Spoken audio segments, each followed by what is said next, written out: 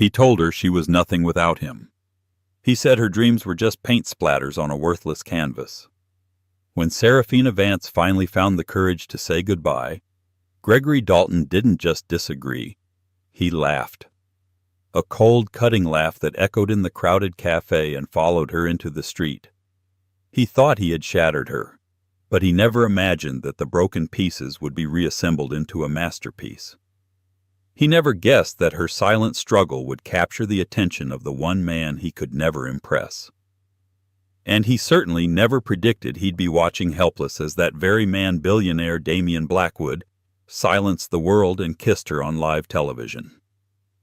This is the story of how a single goodbye met with laughter triggered an earthquake that flattened one man's world and built an empire for the woman he threw away. The end came not with a bang, but with a condescending chuckle. It was a sound that would haunt Seraphina Vance's waking moments and poison her dreams for months to come. It was the sound of her 5-year relationship, her future, and her self-worth being ground into dust under the heel of Gregory Dalton's polished leather shoe.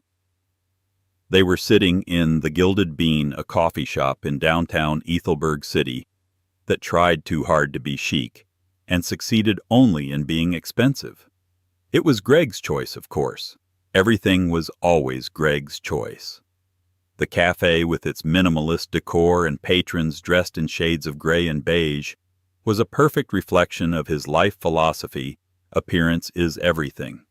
Substance was a distant optional second.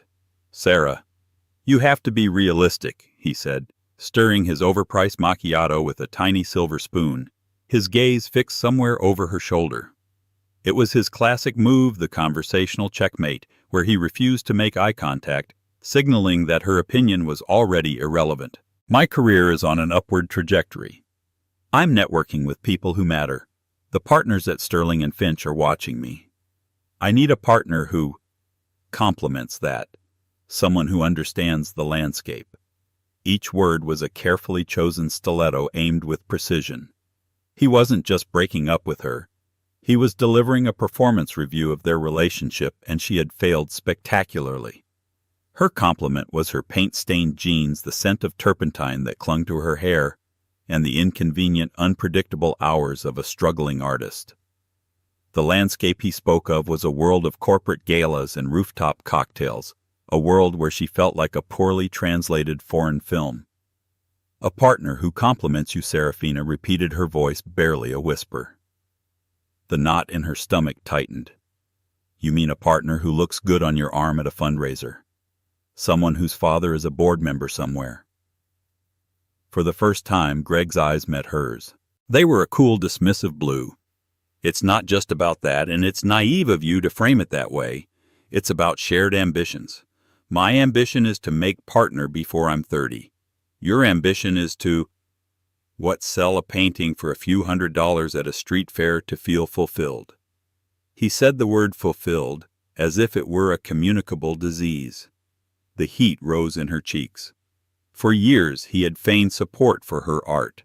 He'd called it her cute little hobby. He'd attended one of her gallery shows, a small local affair, and spent the entire time on his phone texting colleagues. Now the pretense was gone, stripped away to reveal the raw contempt beneath. "My art is not a hobby, Greg," she said, her voice trembling but gaining a sliver of strength. "It's who I am. It's the only thing that's ever made sense to me." "And that's the problem," he said, leaning back with an air of finality. He placed his cup down with a soft clink. "I live in the real world, Sarah. You live in a fantasy. I can't afford to be dragged down by that anymore. It's over." The words hung in the air, thick and suffocating.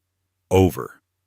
A single word to erase 5 years of shared Christmases, late-night conversations, whispered secrets, and the comfortable silence of two people who knew each other's rhythms.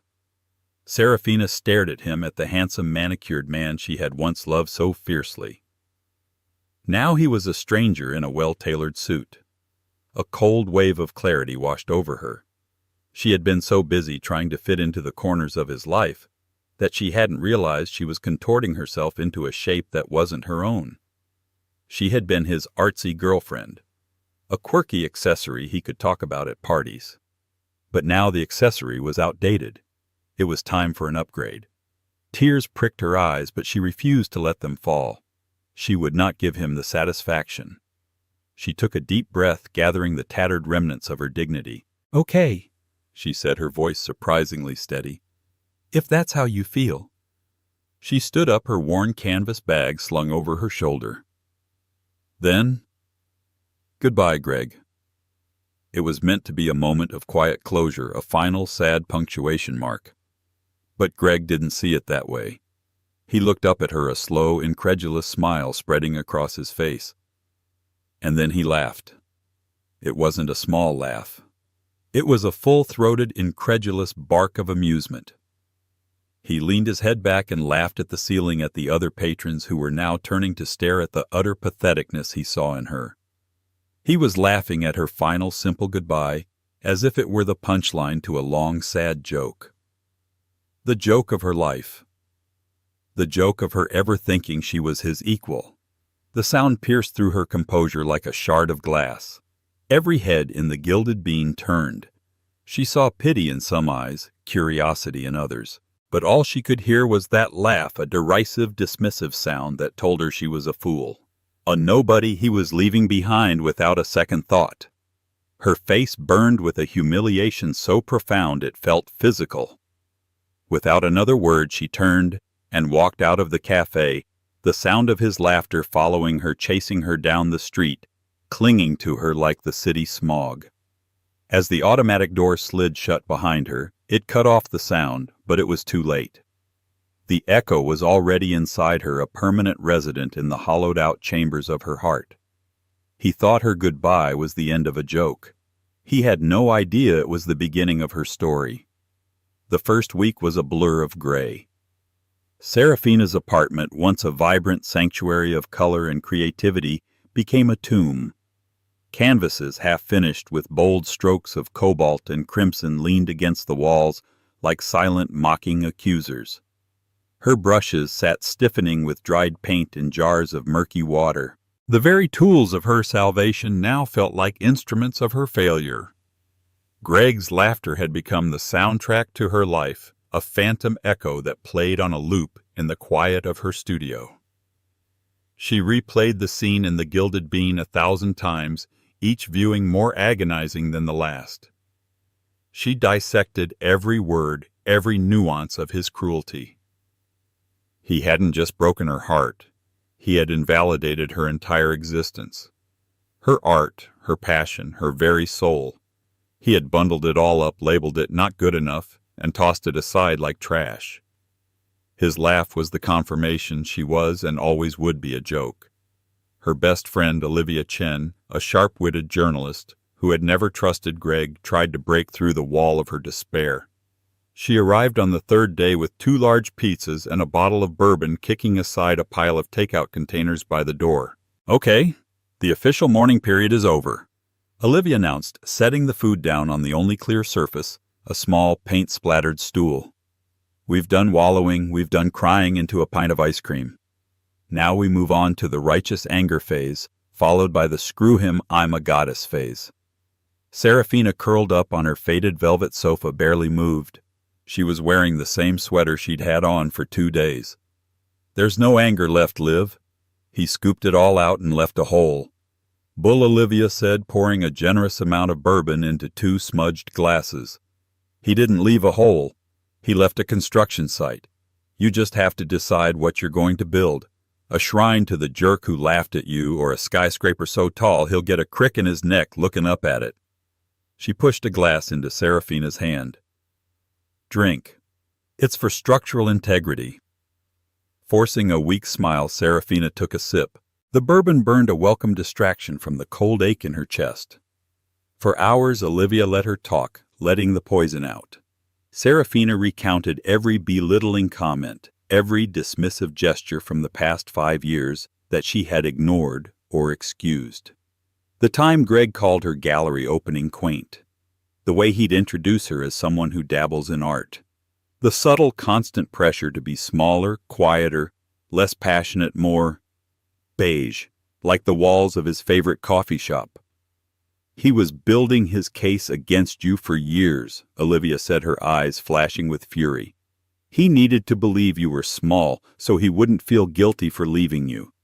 It was never about you, Sarah. It was about his own pathetic ladder-climbing insecurity.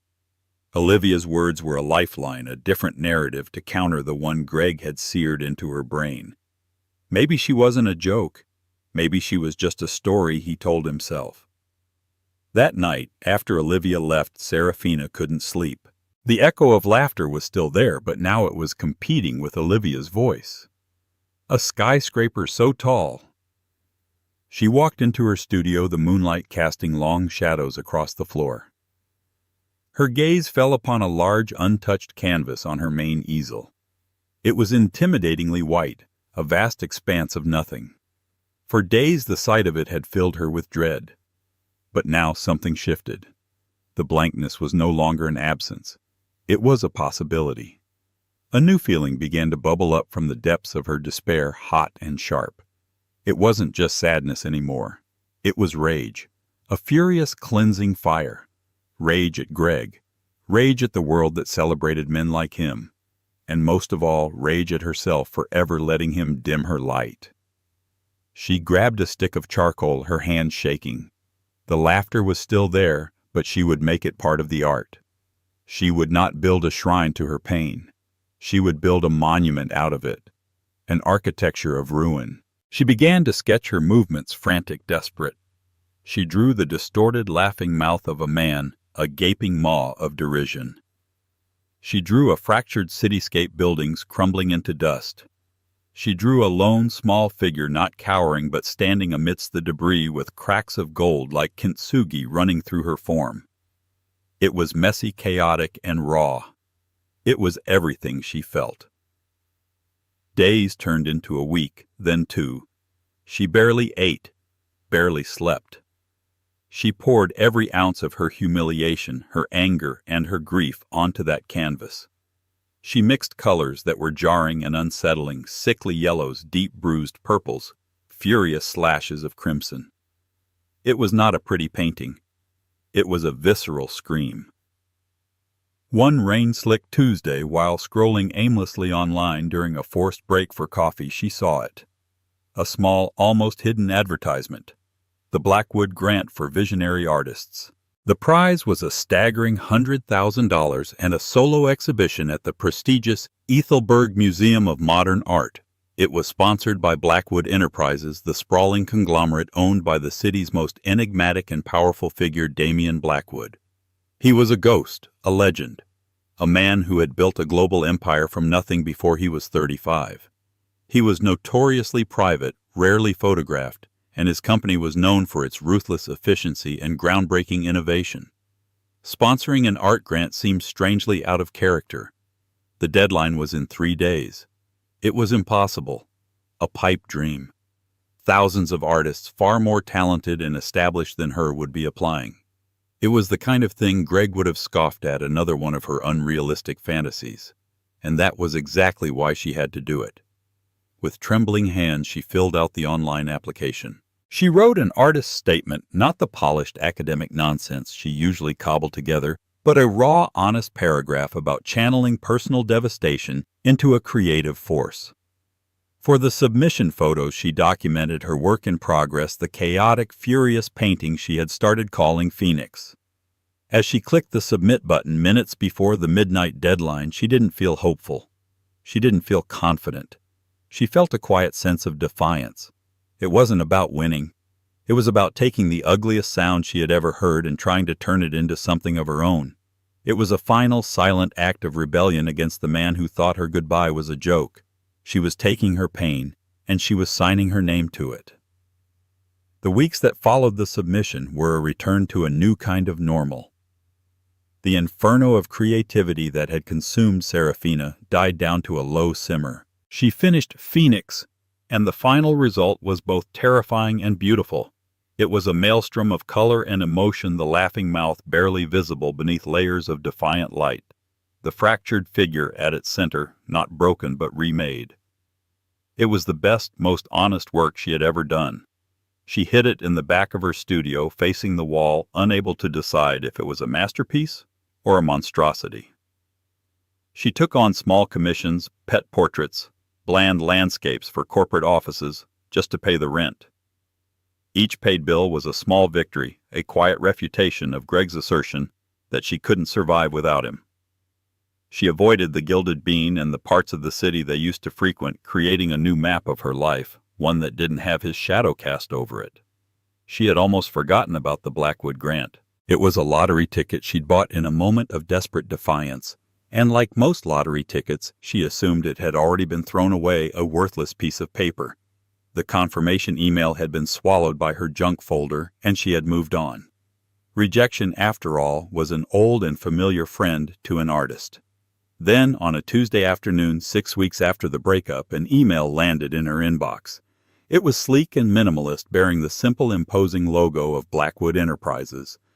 The subject line read, "Regarding your submission to the Blackwood Grant." Her heart hammered against her ribs. This was it. The polite, formulaic rejection.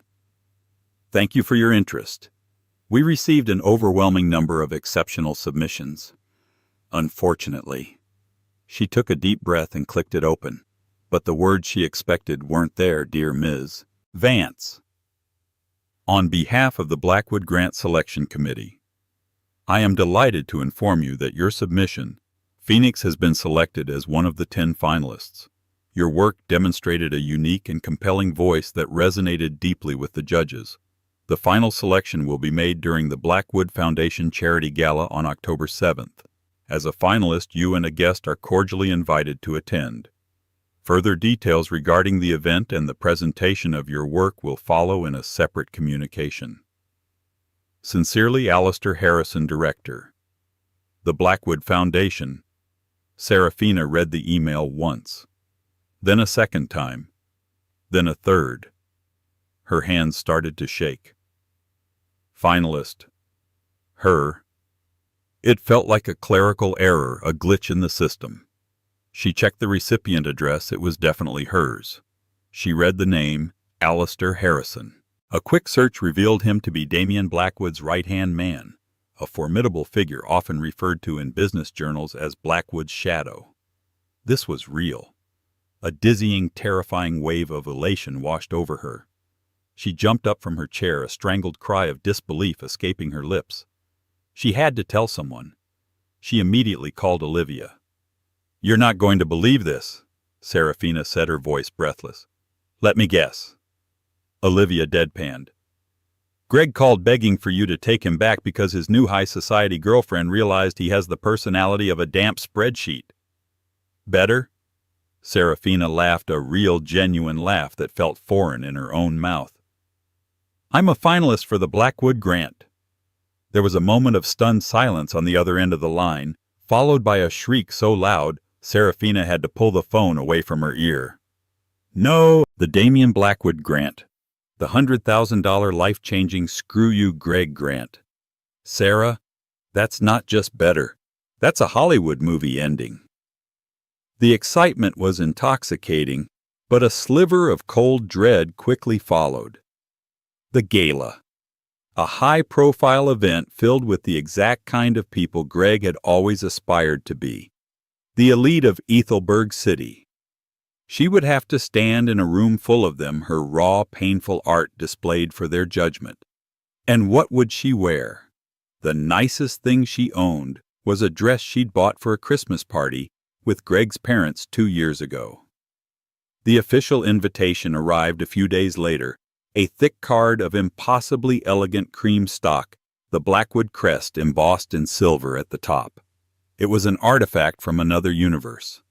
The gala would be held at the Grand Imperial Ballroom, a place so exclusive Seraphina had only ever seen it in magazines. As the date approached, a quiet narrative began to build in the city's art blogs and society pages.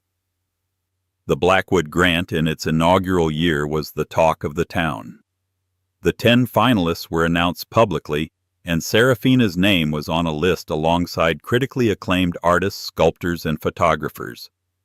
She felt like an imposter. An article in the Ethelberg Chronicle profiled the finalists.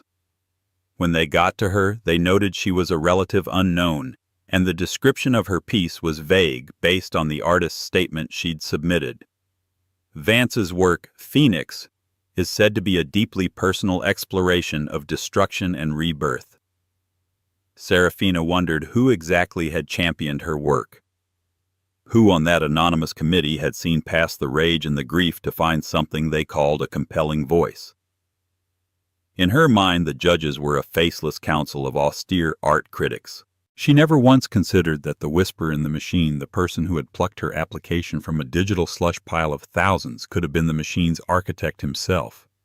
Damien Blackwood was an abstraction, a name synonymous with power.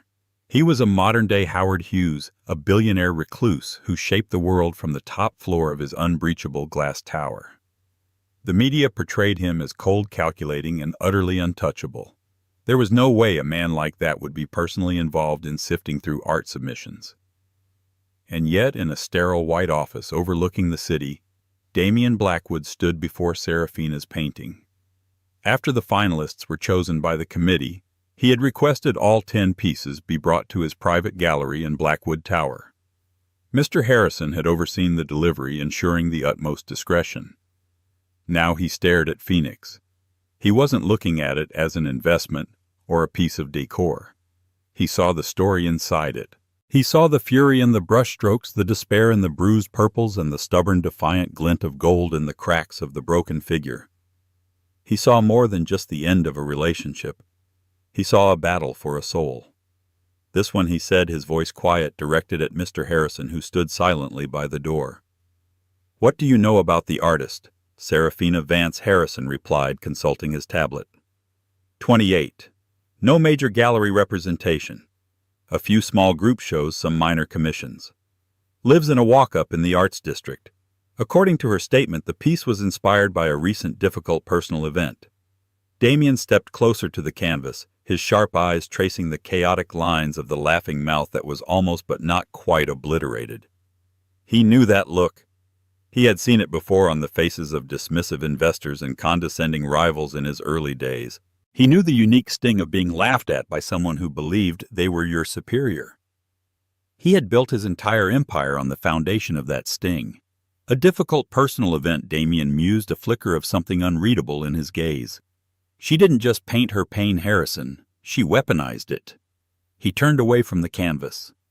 Make sure Ms. Vance is well taken care of at the gala. I want to meet her.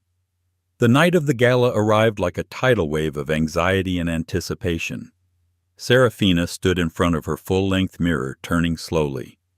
Olivia had worked magic, calling in a favor from a stylist friend to procure a dress Seraphina could never have afforded. It was a deep emerald green, a simple, elegant column of silk that clung in all the right places. It was more sophisticated than anything she had ever worn, and for the first time in a long time, she didn't feel like an imposter. She felt formidable. "See," Olivia said, zipping up the back. "Skyscraper, not a shrine." Arriving at the Grand Imperial Ballroom was like stepping into another dimension.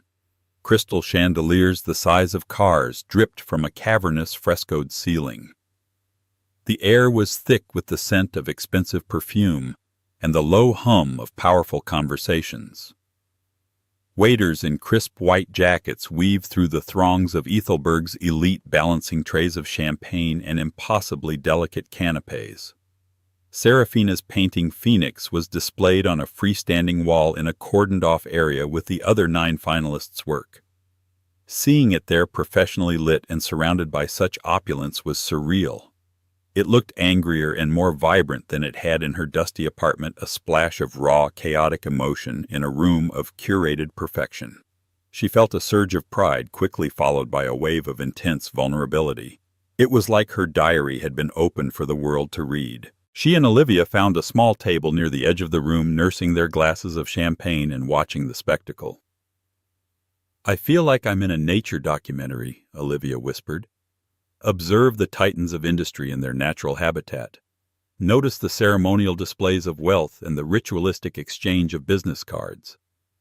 Seraphina laughed, the tension in her shoulders easing slightly. And then she saw him. Gregory Dalton.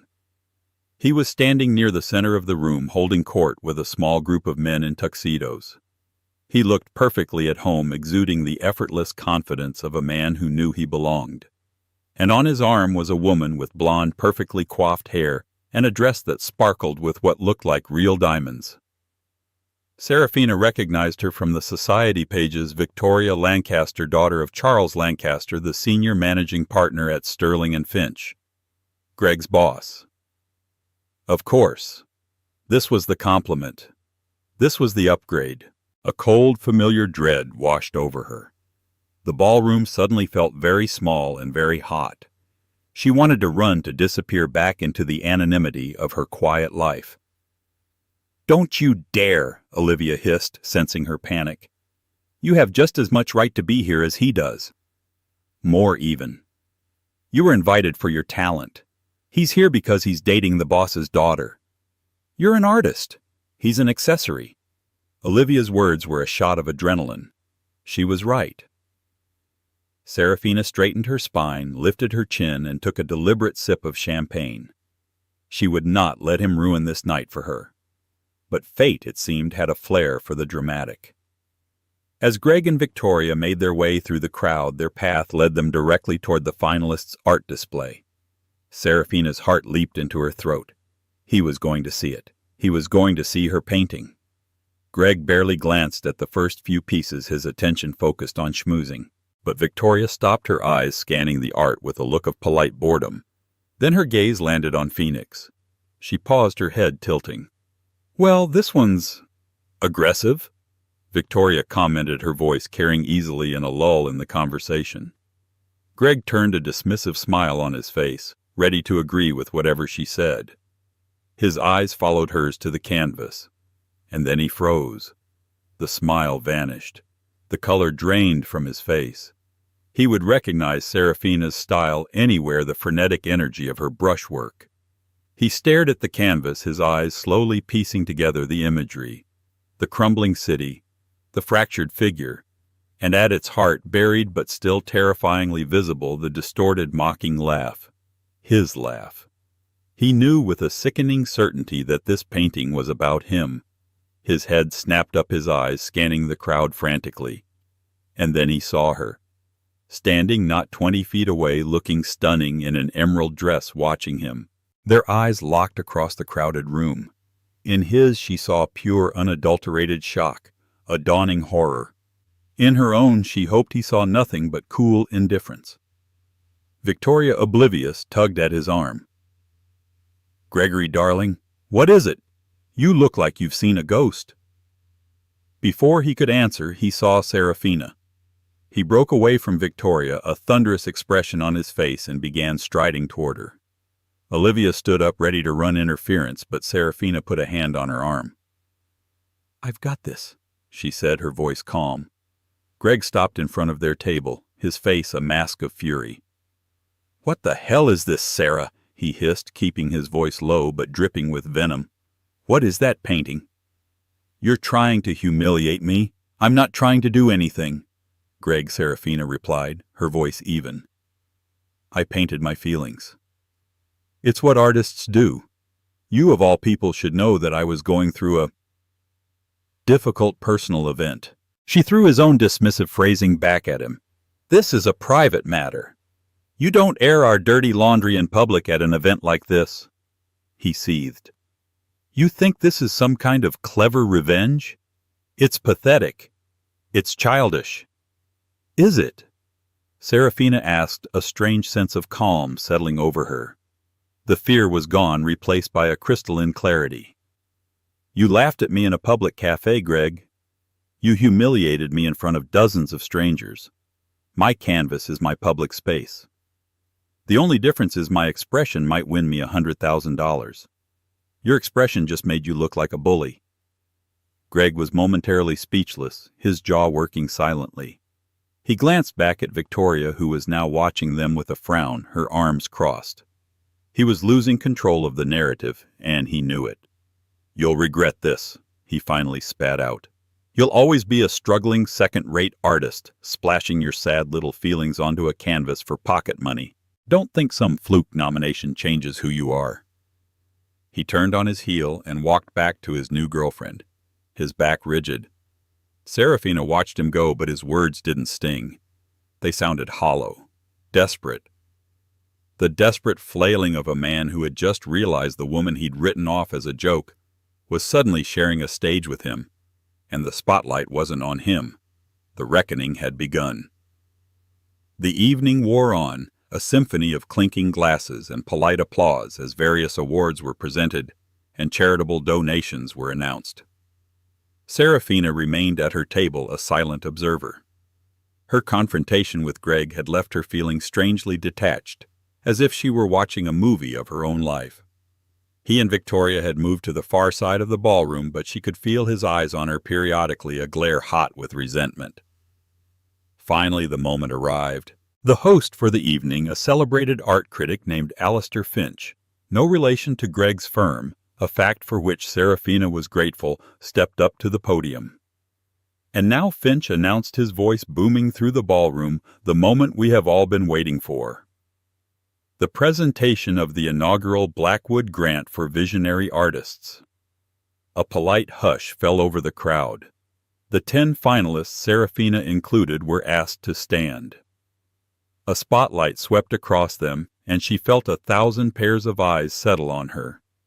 She could see Greg staring, his expression a mixture of contempt and anxiety. He wanted her to lose. He needed her to lose. For her to fail would be a validation of his decision to leave her, proof that he had been right about her all along. This grant was created to honor an artist with a singular, uncompromising vision. Finch continued. An artist who is not afraid to explore the depths of the human experience and bring back something raw, powerful, and true. To present the award, it is my great honor to introduce the man whose vision made this all possible. Ladies and gentlemen, Mr. Damien Blackwood. A wave of whispers and murmurs rippled through the room. A personal appearance by Damien Blackwood was exceedingly rare. He was the invisible hand that guided the city, not a public figure who graced stages. From a side entrance he emerged. He was taller than Seraphina had imagined, dressed in a perfectly tailored black tuxedo that seemed to absorb the light around him. He moved with an unnerving stillness, his presence instantly commanding the entire room. He had dark hair, sharp features, and intense, penetrating eyes that swept over the audience with an unnerving lack of expression. He didn't smile or wave. He simply walked to the podium, and the world fell silent. He shook Alistair Finch's hand and turned to the microphone. "Good evening," he said. His voice was deep and resonant, a quiet force that didn't need to be loud to be heard. "My foundation is proud to support the arts, not merely as decoration, but as a necessary vital force. Art should comfort the disturbed and disturb the comfortable. It should tell the stories we are too afraid to speak aloud." He paused, his eyes scanning the room. Seraphina felt his gaze pass over her, but it was impossible to read his expression. He seemed to be looking through everyone at something else entirely. "This year," he continued, "we received thousands of submissions, works of incredible talent and skill. But the purpose of this grant is not just to reward skill. It is to reward courage." His eyes drifted over to the display of the finalists' work. He gestured toward them. One of these pieces in particular did not just tell a story. It wrestled with it. It is a work of profound, chaotic, and ultimately triumphant resilience. It is a painting about being shattered and refusing to stay broken. It depicts the architecture of ruin not as an endpoint, a tomb, but as the foundation for something new, something stronger. Seraphina's breath caught in her throat. Architecture of ruin, the phrase she had used in her own private journal. It couldn't be. Greg was shifting on his feet, his face pale. He knew which painting Blackwood was describing. Everyone in the room was turning to look at the art, trying to guess. "This piece is not polite," Blackwood said, his voice dropping slightly, drawing the audience in. "It is not easy to look at. It is a scream rendered in oil and pigment. But it is also a testament to the fact that our deepest wounds can become our greatest strengths, that from the ashes of humiliation a phoenix can and must rise. He picked up the heavy crystal award from the podium. The winner of the inaugural Blackwood Grant is Seraphina Vance for her work, Phoenix. The name struck the room like a thunderclap. A smattering of polite applause quickly swelled into a genuine ovation. Olivia was screaming, pulling a stunned Seraphina into a fierce hug. Time seemed to slow down. The faces in the crowd blurred. The only thing she could see clearly was Greg. He was completely still, his champagne glass frozen halfway to his lips, his face a perfect blank mask of utter disbelief. Victoria was staring at him, then at Seraphina, then back at him, the pieces visibly clicking into place in her mind. Somehow Seraphina's legs carried her forward through the tables toward the stage. The applause was a deafening roar in her ears. She felt like she was floating. As she ascended the small set of stairs, Damien Blackwood watched her. His expression still unreadable, but his eyes held an intensity that seemed to pin her in place. He handed her the award. It was heavy, solid. Real. "Thank you," she managed to whisper to him, her voice choked with emotion. He simply nodded, then gestured toward the microphone. She took a shaky breath, looking out at the sea of faces.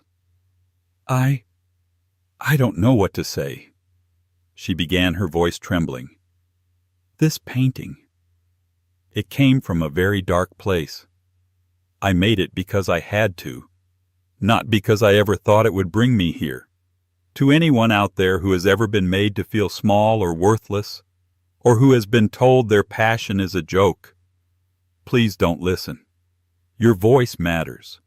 Your story is worth telling." She looked down at the award in her hands. "Thank you. This changes everything." The applause thundered again. Overwhelmed, she turned to leave the stage, her mind a whirlwind of shock and gratitude. Her night was complete. Her victory was absolute. But the story was not over yet. As Seraphina turned to descend the stairs, a hand gently touched her elbow, stopping her. It was Damien Blackwood. She looked at him, confused. He leaned in, his voice a low murmur meant only for her. "One more moment, Ms. Vance, if you'll permit me." Before she could process what he meant, he guided her back toward the center of the stage, keeping a light but firm grip on her arm. He stepped back to the microphone, and the expectant hush returned to the ballroom. Every phone was out, every camera lens trained on the stage. As Ms. Vance so eloquently stated, Damien began, his voice calm and measured, yet it filled the vast space with an undeniable authority. "Her story is worth telling." He turned his head slightly to look directly at her. "Her art speaks of a profound strength forged in the face of derision. It's a story of value being unrecognized by those too blind or too arrogant to see it." A cold premonition trickled down Seraphina's spine. This was no longer just about the art. He was making a statement. Out in the audience, Greg Dalton felt a knot of pure dread tighten in his stomach. Every word from Blackwood's mouth felt like a perfectly aimed dart striking him with pinpoint accuracy. Victoria was no longer looking at him with confusion. Her expression had hardened into one of cold, dawning fury. She understood now. The aggressive painting, the public confrontation, Seraphina's emotional acceptance speech, it all pointed to him. He was the villain in the story everyone was now watching unfold. Damien Blackwood's gaze swept across the audience, and for a fleeting moment, Seraphina was certain his eyes paused on Greg. "In this city," Damien continued, his tone turning icy, "we often mistake noise for importance. We mistake arrogance for confidence. We mistake laughter for power. True power lies in creation. True strength lies in resilience." He turned his full attention back to Seraphina. He looked at her not as an abstract winner, but as a person. For the first time, she saw something beyond the cold, intimidating facade. She saw a flicker of respect, of understanding.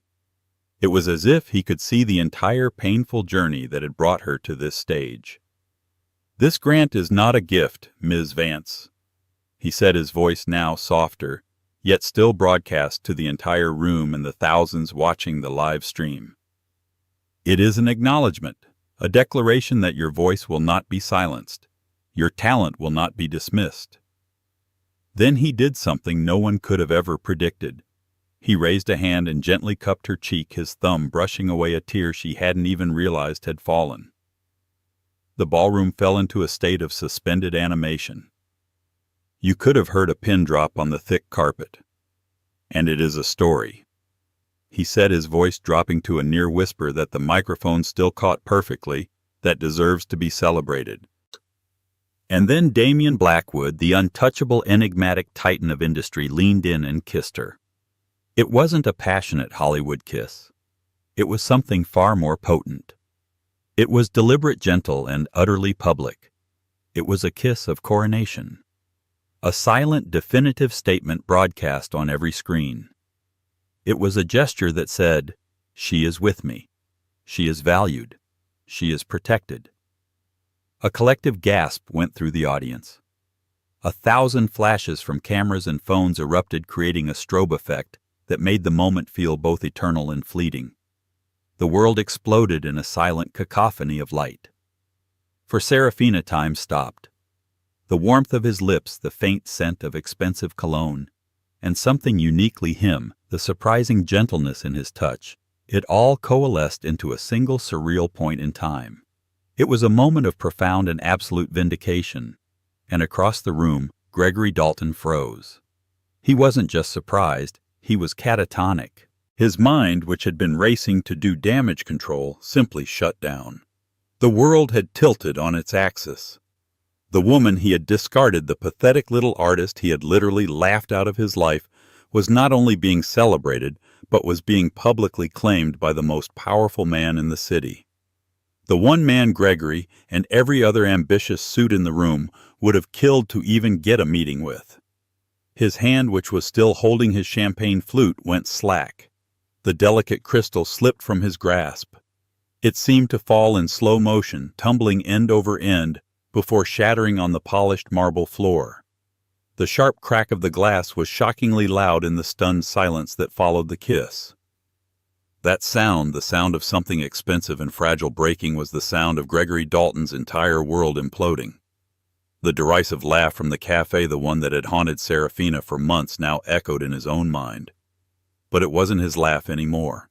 It was the universe laughing at him, at his pathetic ambition, at his colossal, life-altering misjudgment. On stage, Damien pulled back slowly, his eyes never leaving Seraphina's. The applause that erupted was tentative at first, then thunderous, a wave of shock and excitement rolling through the ballroom. He gave her a small, almost imperceptible nod, and then with the same quiet dignity with which he had arrived, he turned and walked off the stage, leaving Seraphina standing alone in the spotlight, the shattered remnants of her old life glittering at her feet. The immediate aftermath was a chaotic blur. As soon as Seraphina stepped off the stage, she was swarmed. Not by reporters, Damien Blackwood's security team materialized as if from the shadows, forming a seamless, impenetrable barrier around her. At their head was the stern-faced Mr. Harrison. "Ms. Vance," he said, his voice a calm island in the sea of noise. "Mr. Blackwood has arranged a car for you. Please come with me." He led her through a private exit away from the flashing cameras and the cacophony of questions. She caught one last glimpse of the ballroom. Greg was being confronted by a furious Victoria Lancaster, her face contorted in a mask of pure rage. People were staring, whispering, pointing. His public humiliation was absolute and complete. He wasn't just the man whose ex-girlfriend had won a prestigious award. He was the man who had become a footnote in a much larger, more shocking story. A story that was already spreading across the internet like wildfire. Seraphina was ushered into the back of a black, impossibly luxurious sedan. The doors closed, sealing her in a cocoon of silence and soft leather. She was alone with her thoughts, the heavy crystal award on the seat beside her, the kiss. It replayed in her mind a vivid electric shock. It hadn't felt like a whim. It had felt calculated.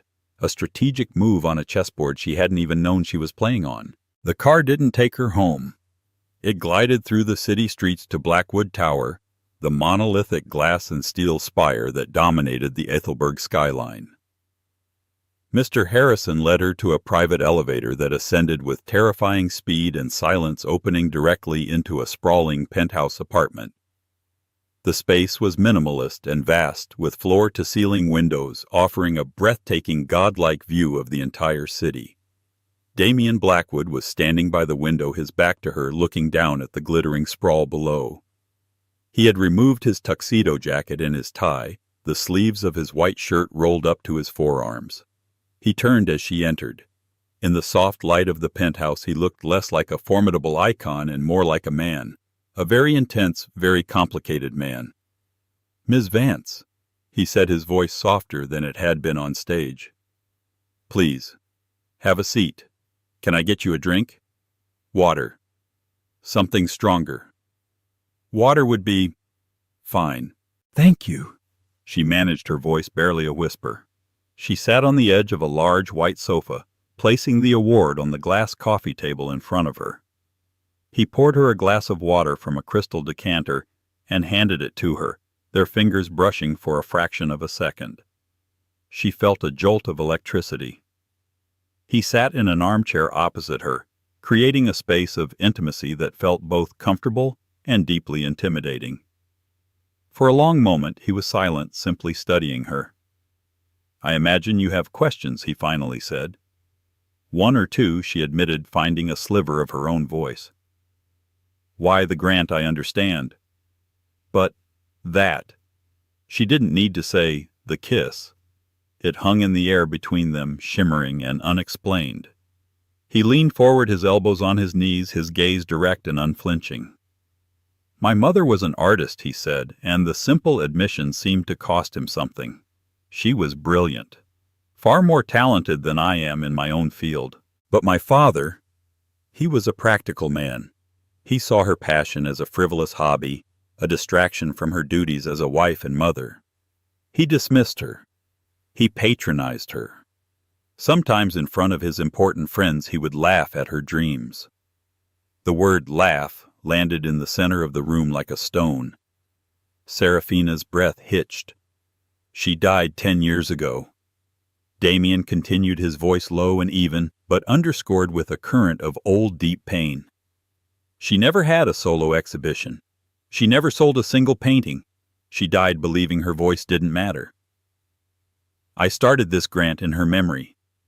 When I saw your submission, your painting, your statement, I didn't just see your story, Ms. Vance. I saw hers. It all clicked into place. The grant, the personal investment, the raw emotion he'd recognized in her work. He wasn't her savior. He was a son trying to right a karmic wrong decades too late. "The man you were with tonight?" He said, his tone shifting, becoming sharper, more clinical. "Gregory Dalton. I've encountered him in a professional capacity. He works for Charles Lancaster, a man whose business ethics are flexible. Men like them, men who see people as assets or liabilities, as stepping stones to be used and discarded. I have a particular distaste for them. They remind me of my father." He paused, letting the weight of his words settle. "What I did tonight was not for him. It was for you. And for my mother. It was a statement that talent like yours will not be relegated to the shadows. It will not be laughed out of the room. It will be brought into the light and put on center stage where it belongs." He was giving her context, not an apology. It was a strategic alliance, an alignment of purpose. The kiss was a public execution of one man's arrogance and a public coronation of her talent. It was a gambit, and he had played it perfectly. "So it was a statement," she said, processing it all. "It was," he confirmed. "But that doesn't mean it wasn't sincere." He held her gaze, and she saw it again, that flicker of genuine, profound respect. "Your work is magnificent, Seraphina, and this is only the beginning." He gestured around the vast, empty walls of the penthouse. "The grant and the exhibition are yours, of course, but I would also like to offer you a private commission. A large one. Fill this space. Paint whatever you want. I will pay you double the grant prize. Your only constraint is your own imagination. $100,000 had been life-changing. An additional $200,000 plus a commission with no constraints from a patron like Damien Blackwood. It was a different galaxy. It was freedom, the kind of freedom she had never even allowed herself to dream of. Tears welled in her eyes, but this time they were not tears of pain or humiliation. They were tears of overwhelming cathartic release. The ghost of Gregory's laughter, the specter that had haunted her for so long, finally completely faded away. It was replaced by the quiet, resonant voice of the man sitting in front of her, a man who didn't just see her art, but understood the soul within it. She didn't leave his apartment until dawn. They talked for hours about art, about ambition, about the ghosts that drive people. When his car dropped her off at her small, humble apartment building, the world felt new. 2 weeks later, Seraphina stood in the center of a massive new studio space in a renovated downtown loft, the first purchase she made with her winnings. Sunlight streamed through the floor-to-ceiling windows, illuminating dust motes dancing in the air. The space was filled with brand-new top-of-the-line supplies and a dozen enormous blank canvases. It was a kingdom of possibility. Her phone buzzed. It was a news alert from a financial journal. Gregory Dalton resigns from Sterling & Finch amid personal scandal. Sources say his engagement to Victoria Lancaster has also been terminated.